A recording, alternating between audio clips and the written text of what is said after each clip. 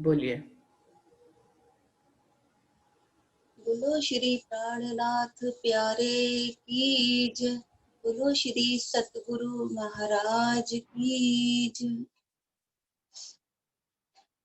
देख तू निस्बत अपनी मेरी रूह तू आँखां खोल। देख तू निस्बत अपनी तेरे कानों सुने हक बका के बोल। हक बका के बोल। देख तू निस्बत अपनी जो दे तब को मैं नहीं रूह अल्लाह का इल्म ए दिया एक तो ही को करके मेहर खसमा करके मेहर खसमा।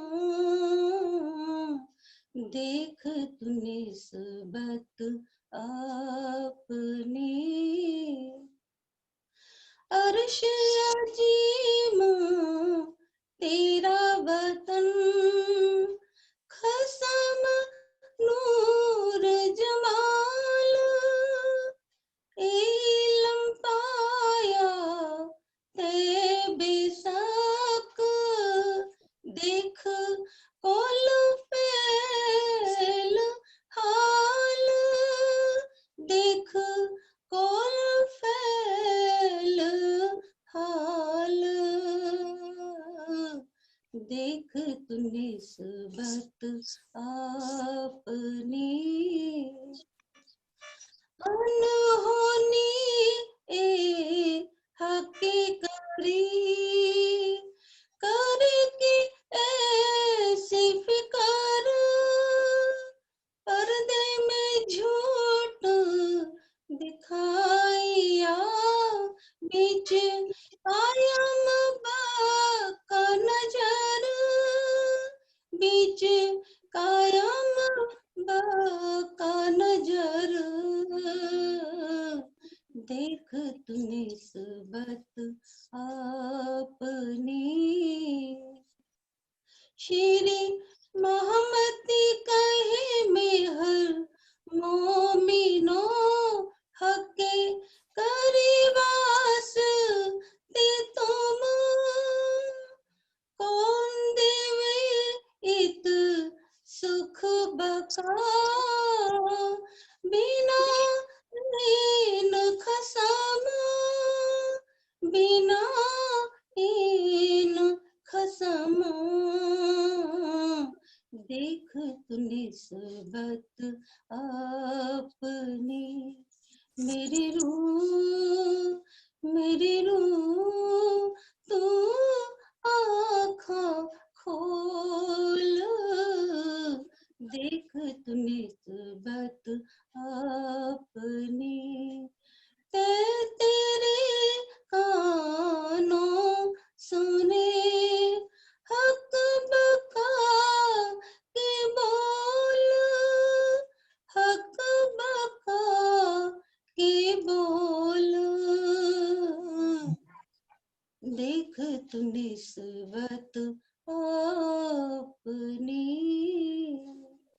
बोलो श्री प्राणनाथ प्यारे की जय। बोलो श्री गुरु महाराज की जय। सर्व सुंदर साथ की जय। बोलिए श्री प्राणनाथ प्यारे की जय। बोलिए श्री सद्गुरु महाराज की जय। प्रथम लागो दुई चरण को धनिए न छोड़ाइयो खीन लाख तली लालेड़िया मेरे जीव के ही जीवन, इन पांव तले पड़ी रहूं। धनी नजर खोलो बातून, पलना वालू निरखो नेत्रे। मेरे जीव के ही जीवन, मेरे जीव के ही जीवन। प्रणाम जी, प्रणाम सुंदर साथ जी।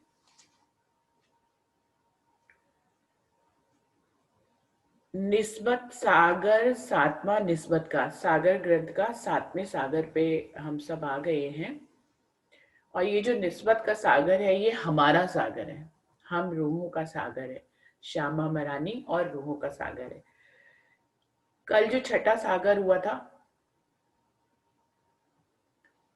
छठा सागर भी हमारा, उसको भी हम बहुत अच्छे से अनुभव कर सकते हैं, इलम के सागर में तो है ही है।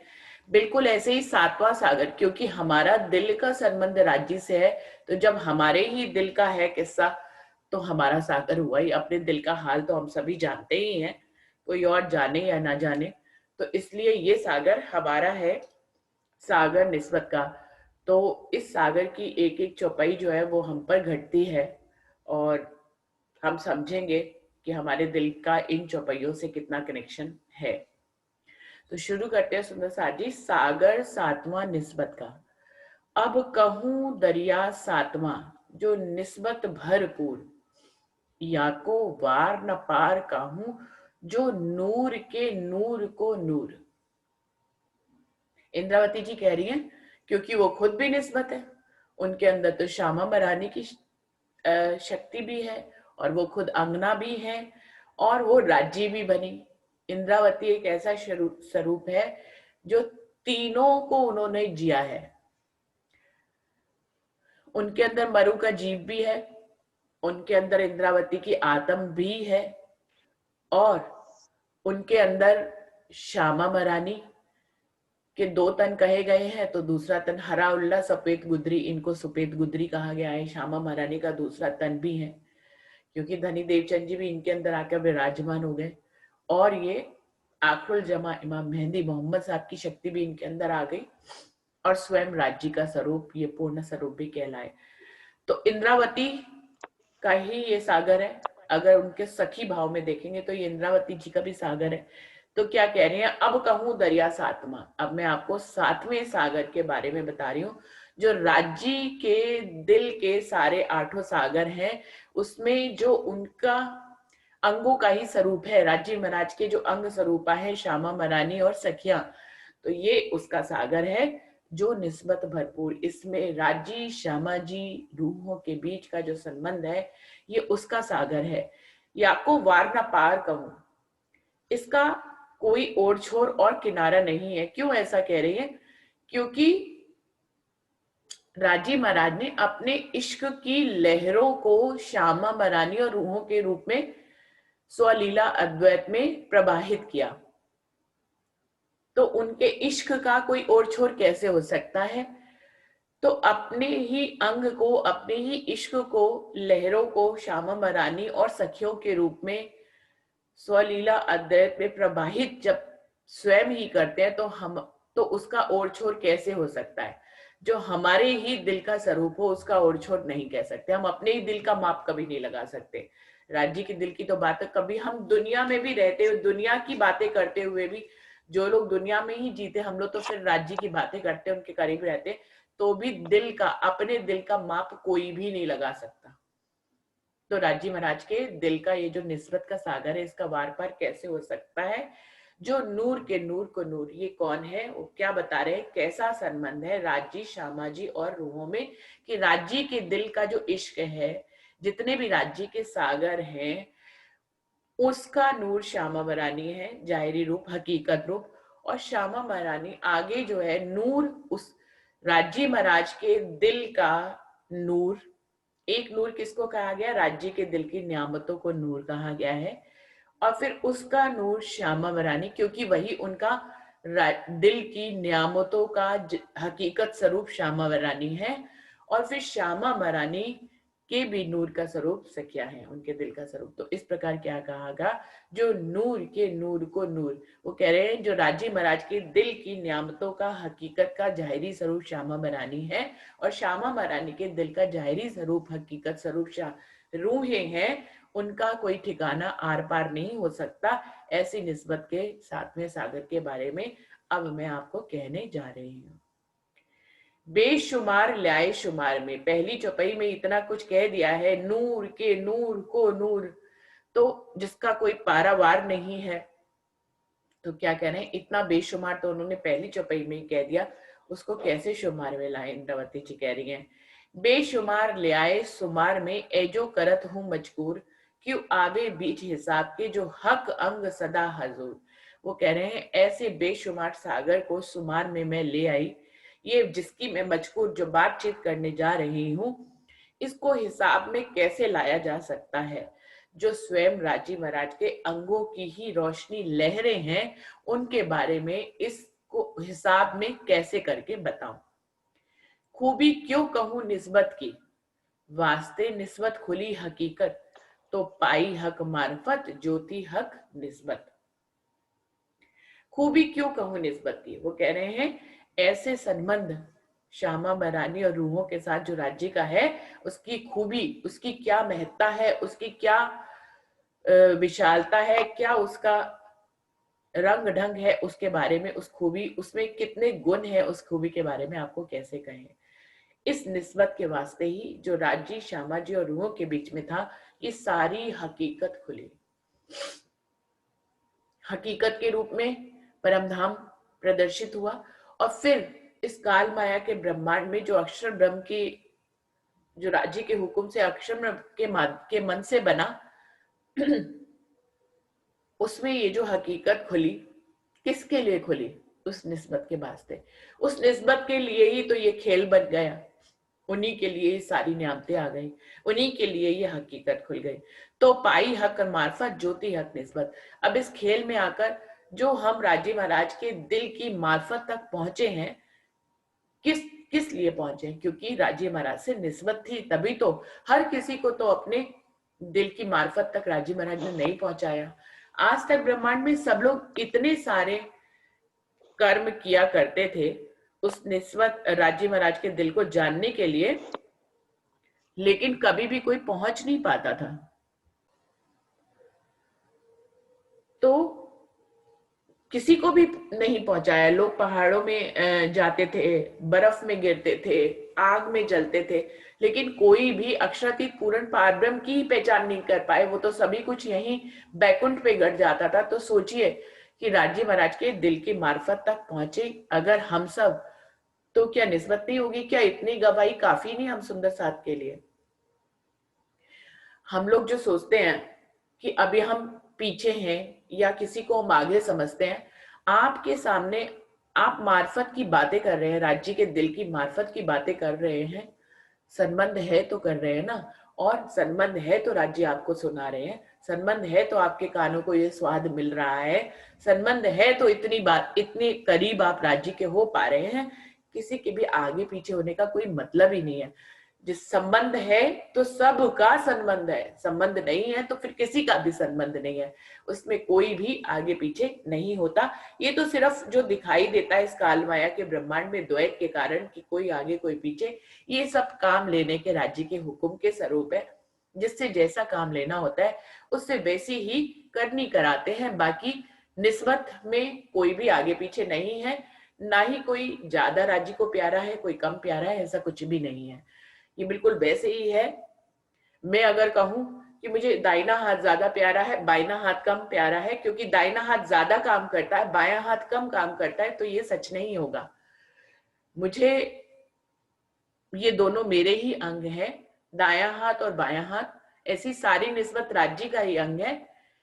कोई ज्यादा काम करे कोई कम काम करे, इससे कोई फर्क नहीं पड़ता है, दोनों ही अंग समतुल्य होते हैं। बल्कि ये भाव ही नहीं आता कि किसको ज्यादा कहे किसको कम, ये तो मेरे ही अंग है। तो बिल्कुल ऐसे ही निस्बत है। तो पाई हक मार्फत ज्योति हक निस्बत, राज्य महाराज के साथ हमारी निस्बत थी, इसीलिए हम राज्य के दिल की मार्फत तक पहुंचे। निस्बत असल सबन की, जित निस्बत तित सब, सब निस्बत के वास्ते इल्म जाहिर किए अब। वो कह रहे हैं जिनका राजी महाराज से संबंध असल का है, सबकी ही निस्बत है। जो राज्य के साथ जुड़ गए हैं और इतनी सारी राज्य की नियामतों को ले रहे हैं, वो सभी राज्य की निस्बत है। जित निस्बत तित सब, और जहां निस्बत होती है वहां सब कुछ होता है, क्योंकि राज्य महाराज का तो पूरा स्वरूप ही निस्बत के लिए ही समर्पित है। रूहें राज्य के ऊपर समर्पित है, श्यामा महारानी राज्य के ऊपर समर्पित है, लेकिन राज्य अगर पलट कर देखे तो राज्य तो हमसे भी ज्यादा हमारे ऊपर समर्पित है। सब कुछ हमारे लिए किया, कोई बात ऐसे नहीं जो हमारे लिए ना की हो। मतलब कायनात का एक पत्ता भी है तो हमारे लिए है, कायनात का कुछ भी है हमारे लिए है, अर्श का कुछ भी है हमारे लिए है, सब कुछ हमारे लिए है। जित निस्बत तित सब, जहां निस्बत होती है वहां सब कुछ होता है, क्योंकि स्वयं अक्षरातीत पूर्ण पारब्रह्म अपनी निस्बत के ऊपर फना होते हैं, उनके ऊपर कुर्बान होते हैं। तो जिस पर स्वयं अक्षरातीत कुर्बान होता है वहां क्या कुछ नहीं होगा। सब निस्बत के वास्ते, पूरी दुनिया निस्बत के लिए है, योग माया का ब्रह्मांड निस्बत के लिए है, पूरा अर्श निस्बत के लिए है, तो जर्रा जर्रा निस्बत के लिए, सब कुछ निस्बत के वास्ते है। इल्म जाहिर किए अब, इल्म से हमें ये गहराई पता लग गई है कि हमारे लिए ही सब कुछ है। इस बात को यदि एक रूह गहराई से अपने दिल में सोच ले, समझ ले और इस ब्रह्मांड में उसको देख ले, चरित्रार्थ होते हुए देख ले कि सब कुछ हमारे लिए होता है, तो उसको अपनी निस्बत का भान हो जाएगा कि वो कितनी बड़ी पदवी, कितने बड़े ओहदे पे विराजमान है, लेकिन वो उस बुजुर्गी को धारण ही नहीं कर पाती है और खुद को बहुत निमाणा समझती है, झुका हुआ समझती है। माना कि झुकना ब्रह्म सृष्टियों के लक्षणों में आता है, लेकिन परम धाम की ब्रह्म सृष्टि होने की मैं खुदी लेना भी उसके लक्षणों में ही आता है। जब तक आप मैं खुद ही नहीं लेंगे तब तक आप झुकेंगे कैसे। सबसे पहला काम राज्य के साथ जुड़ते ही, वाणी के साथ जुड़ते ही अपने आप को राज्य महाराज की ब्रह्म सृष्टि समझना सबसे पहला काम। इस झमेले में ही नहीं पड़ना कि मैं जीव सृष्टि हूं या ईश्वर सृष्टि हूं। सबसे पहला काम राज्य ने जोड़ा वाणी के साथ, तो हम राज्य की अंगना है। निस्बत हक की जात है, निस्बत में इश्क, निस्बत वास्ते इलम, इत आया बेशक। निस्बत हक की जात है। निस्बत कौन है? राज्य की जाती है, राज्य की प्रकृति है निस्बत, राज्य का गुण है, राज्य का लक्षण है, राज्य की हकीकत है, राज्य का सब कुछ है, राज्य का नक्शे शिक तक निस्बती है।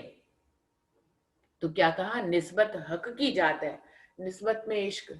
अब राज्य इश्क के स्वरूप है तो उनके अंग क्या होंगे? वो भी इश्क के स्वरूप है। निस्बत वास्ते इलम, इत आया बेशक। इस ब्रह्मांड में ये जो इतना बड़ा इलम का सागर राज्य ने बहा दिया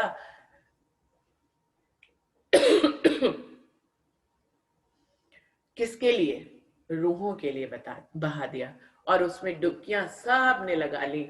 आया रूहों के लिए धन, लेकिन सब ने उस धन का स्वाद चखा, इसीलिए पूरा ब्रह्मांड अखंड हो जाएगा। ये सब किस लिए? निस्बत के वास्ते। ए हक्के किया इश्क सो, कई बंद बांधे जहूर, सो जानत है निस्बती जो खिलवत हुई मजबूर। राजीव महाराज ने सब कुछ किसके लिए किया? ए हक्के किया इश्क सो, अपने इश्क के स्वरूपों के लिए क्या, अपने इश्क के लिए क्या, अपने इश्क के लिए किया। राजी महाराज ने ए हक्के किया इश्क सो, क्या कहते हैं? हम अपने प्रेम को साबित करने के लिए ये करेंगे। कभी कभी आशिक माशूक के लिए तो करता ही है सब कुछ, कभी कभी वो अपने इश्क के लिए भी माशूक के लिए कुछ करता है, क्योंकि अपना इश्क उसको साबित करना होता है। ए हक्के किया इश्क सो, कई बंद बांधे जहूर। उन्होंने अपनी रूहों और श्यामा बनाने के लिए इस दुनिया में कई बंद बांधे। सो आ जानत है निस्बती, वो कौन कौन से बंधन बांधे हैं? कौन से बंध बांधे? प्रेम के। ये बंधन कोई कसने वाले बंधन नहीं है, ये प्रेम के बंधनों की बात कर रहे हैं। सो जानत है निस्बती, लेकिन इन बंधनों को, इन प्रेम के बंधनों को, इनको सिर्फ उनकी निस्बती जानती हैं जो खिलवत हुई मजबूर। जो राजी महाराज और रूहों के बीच में खिलवत खाने में गुप्त बातें हुई थी श्यामा महारानी सखियों और रूहों के बीच में, इसीलिए वो निस्बती ही राज्य के जो प्रेम के बंधन है उनको समझ पाती हैं। इस प्रेम के बंधन बांधने से क्या अभिप्राय है सुंदर साथ जी? खिलवत खाने में क्या बातें हुई थी? इस चौपाई में कह रहे हैं जो खिलवत हुई मजकूर, तो हमें इस जो बंद बांधों को इस शब्द को समझने के लिए खिलवत में जो मजकूर हुई उसी को समझ लेना चाहिए, तो हम जो राजी महाराज ने प्रेम के बंधन बांधे उनको समझ जाएंगे। परम धाम में खिलवत खाने में क्या बात हुई थी कि हम भूल जाएंगे और राजी हमें जगाने के लिए आएंगे। तो ये एक बंद बांध दिया कि राजी हमें जगाने आएंगे। राजी ने कहा था तुम सब भूल जाओगे, मैं तुम्हारे लिए गवाही भेजूंगा, बंद ये भी बांध दिया। उन्होंने कहा तुम आओगे उससे पहले मैं आ जाऊंगा, तो मोहम्मद के रूप में पहले ही आ गए, ये भी बंद बांध दिया। मैं तुम्हें जगाऊंगा, तुम्हें ज्ञान दूंगा, तो वाणी उनके लिए भेज दी। तो खिलवत खाने में जो बातें हुई वही सारे बंधन प्रेम के बंध गए जो इस काल माया के ब्रह्मांड में दृष्टिगोचर हो रहे हैं।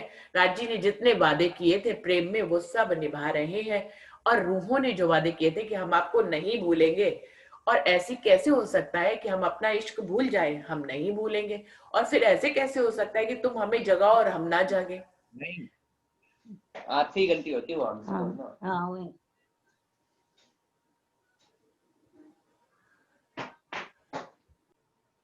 तो राजी महाराज ने खिलवत खाने में जितनी भी बातें की थी उन्हीं को ही यहाँ पर वादों के रूप में निभा रहे हैं, इसी को ही बंद बांधे जहूर। जैसे कभी कोई दो प्रेमी आपस में अपने प्रेम को आगे बढ़ाने के लिए, उसको मजबूत बनाने के लिए कुछ वादे करते हैं, उसी को ही कहा है प्रेम के बंधन। वो वादे जो खिलवत खाने में राजी, श्यामाजी और रूहों के बीच में हुए, वो वादे दुनिया में अब जाहिर हो रहे हैं, कर रहे हैं राजी महाराज। हक के निस्बत वास्ते कई बंद बांधे माहे खेल, सब सुख देने निस्बत को तीन बेर आए माहे लेल। अपनी रूहों श्यामा महारानी और रूहों के लिए राजी महाराज ने इस खेल में कई बंधन प्रेम के बांधे। अपनी निस्बत को सुख देने के लिए राजी महाराज 3 बार इस लैलतुल कद्र की रात्रि में 3 बार आए। अव्वल दिखाया लैल में निस्बत जान इश्क, दूसरी बेर दिखाया गुज इश्क मुतलक। अव्वल सबसे पहले इस लैलतुल कद्र की रात्रि में 3 बार आए। 3 बार कैसे आए? पहले ब्रज में आए, फिर रास में आए, और फिर जागनी के ब्रह्मांड में आए।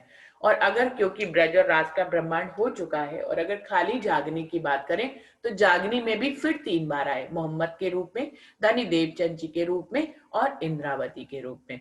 तो सुंदर साथ जी इसको किसी भी ढंग से ले सकते हैं कि 3 बार आए महे लेल। लैलतुल कद्र की रात्रि वैसे तो ब्रज से अंतिम समय तक के लिए कहते हैं कि बहुत लंबी होगी, तो ब्रज में आए, रास में आए और फिर जागनी में आए। और अगर खाली जागनी में लेंगे तो मोहम्मद साहब के रूप में, धनी देवचंद जी के रूप में और इंद्रावती जी के रूप में आए। सो अव्वल दिखाया लैल में निस्बत जानिश्क, अपनी निस्बत के वास्ते ही राजी महाराज ने इस लैलतुल कद्र की रात्रि में अपने प्रेम को प्रदर्शित किया, दिखाया। दूसरी बेर दिखाया गुज इश्क मुतलक, और दूसरी बार अपने इश्क के गुज गहराई को उन्होंने दिखाया। तो ये कब की बात कर रहे हैं? पहले ब्रज में राजी महाराज ने अपने इश्क प्रेम में ही तो डूबी रहती थी सखिया, और राजी भी उनसे प्रेम निभाते थे। तो अव्वल दिखाया लैल में निस्बत जानिश्क, अपनी रूहों के लिए राजी महाराज इश्क लेकर आए और उन्होंने उसको दिखाया। दूसरी बेर दिखाया गुज इश्क मतलब, लेकिन काल माया के ब्रह्मांड से भी बढ़कर योग माया के ब्रह्मांड में राजी महाराज ने अपने इश्क की गहराई को और अधिक दिखाया, उनको व्याकुल कर दिया एक थोड़ी देर का विरह देकर। तो उसमें सखियां व्याकुल हो गई। उन्होंने राजी महाराज की लीला को प्रतिबिंबित रूप में दोबारा से याद करते हुए किया, और राजी महाराज उनसे खुश होकर फिर दोबारा से आ गए। वास्ते निस्बत बेर तीसरी, और फिर तीसरी बार अपनी निस्बत के वास्ते राजी महाराज ने ये खेल दोबारा से बनाया, और एलम बढ़ाई इश्क देखा गुज बगा का बेशक। और तीसरी बार तो बिल्कुल निशंक ही कर दिया सब रूहों को, ये इलम और ये इश्क यहाँ पर वाणी के रूप में लाकर राजी महाराज ने सब रूहों को निसंक कर दिया। निस्बत वास्ते इश्क, निस्बत वास्ते इलम, खुशाली निस्बत वास्ते जाहे आखिर ले आए खसम। तो अपनी निस्बत के वास्ते ही राजी महाराज यहाँ पर इश्क लाए, अपनी निस्बत के वास्ते ही राजी महाराज ये इलम का सागर लाए, और सब रूहों को खुशहाल करने के लिए ही वो इश्क और इलम के सागरों को यहाँ लाए। इस प्रकार राजी महाराज अपने सारे बंधन, यानी प्रेम के बंधन, यानी अपने सारे प्रेम के वादों को राजी महाराज पूरा कर रहे हैं। ए इलम अंदर यो कहते, ए जो निस्बत देखत दुख, इन दुख में बका अर्ज के हैं हक दिल के कई सुख। क्योंकि ऊपर की चौपाई में कहा है, खुशाली निस्बत वास्ते आखिर लाए खसम, कि राज्य महाराज अपनी रूहों के लिए इस काल माया के ब्रह्मांड में इश्क और इलम और अनेक खुशाल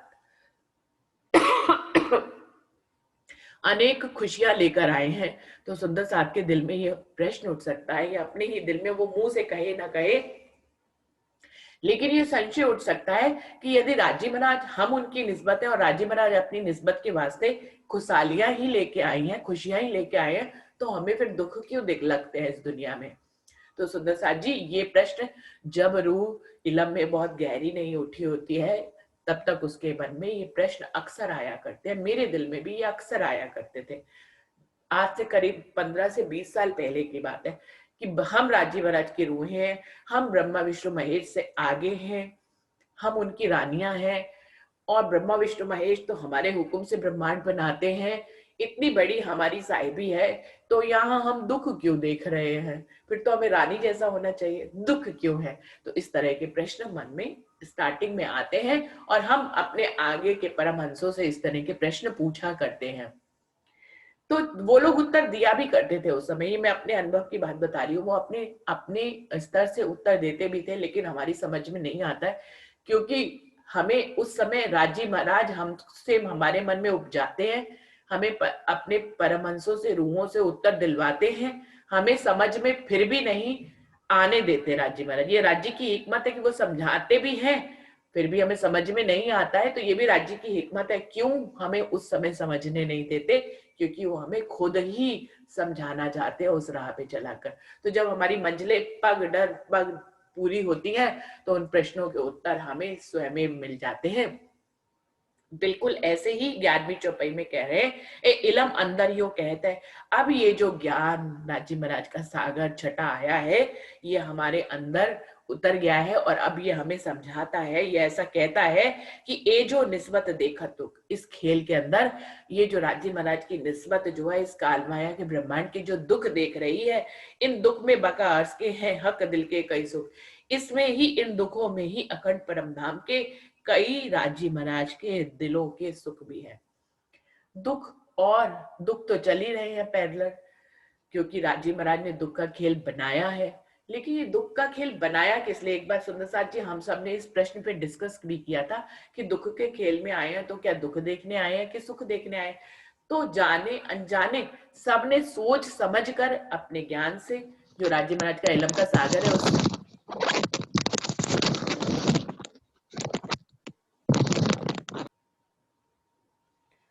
सबने उत्तर यही दिया था कि राजी महाराज सुख दिखाने के लिए आए हैं, सुख देने के लिए। वही बात यहाँ पर कह रहे हैं, राजी महाराज के दिल के कई सुख इन दुख में दिख रहे हैं। दुख दिख रहे हैं तभी तो सुख दिख रहे हैं। इसकी कुंजी समझनी होगी हम सबको। कोई दुख दिख रहे हैं तभी तो राज्य के सुख भी दिख रहे हैं।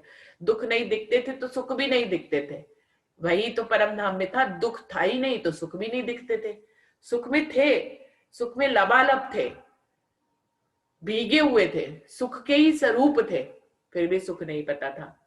तो दुख दिख रहे हैं तभी तो सुख दिख रहे हैं। इस कुंजी को हम रूहों को समझ चुके हैं हम, इसीलिए अब हम कभी भी ये गिलाई नहीं करते कि हमें दुख क्यों दिख रहे हैं। हमें मालूम है दुख दिख रहे हैं इसीलिए सुख दिख रहे हैं। अर्श के दुख नहीं दिखते थे तो अर्श के सुख भी नहीं दिखते थे। तो यही बात यहाँ पे कह रहे हैं, ए सुख सागर निस्बत का तिनका सुमार न आवे क्या है, सब हक के मपाए सागर पर निस्बत तौल कोई ना है।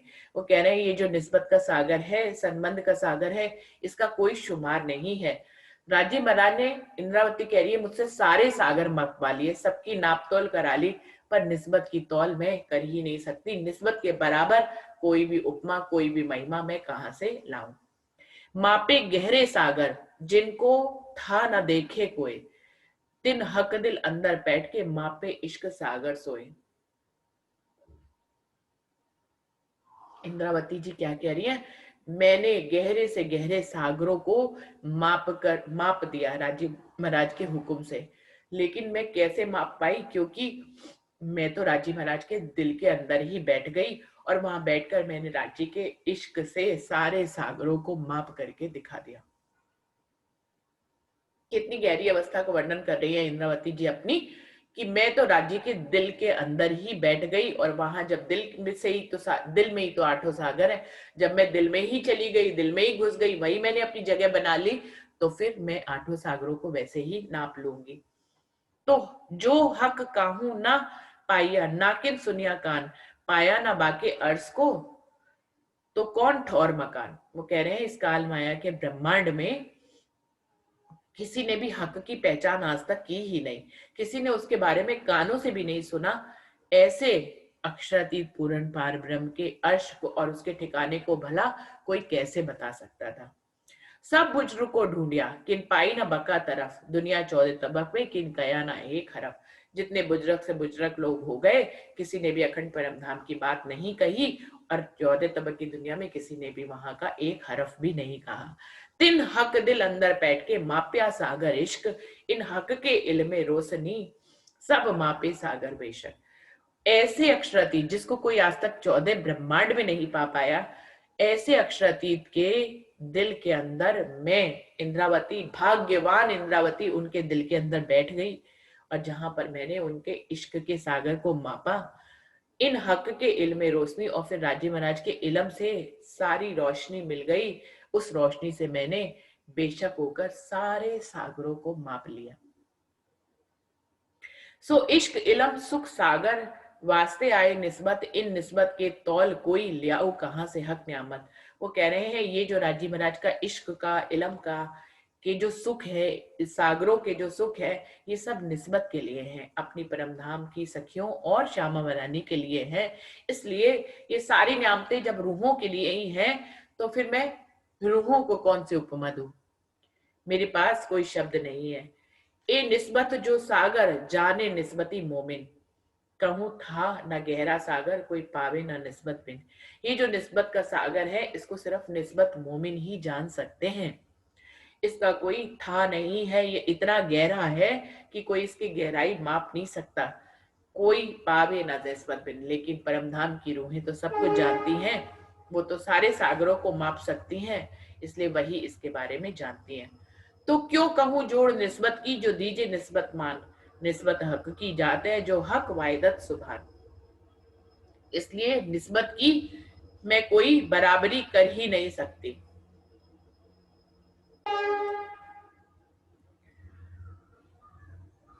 तो क्यों कहूं जोड़ निस्बत की, जो दीजे निस्बत दान, निस्बत हक की जाता है जो हक वायदत सुभान।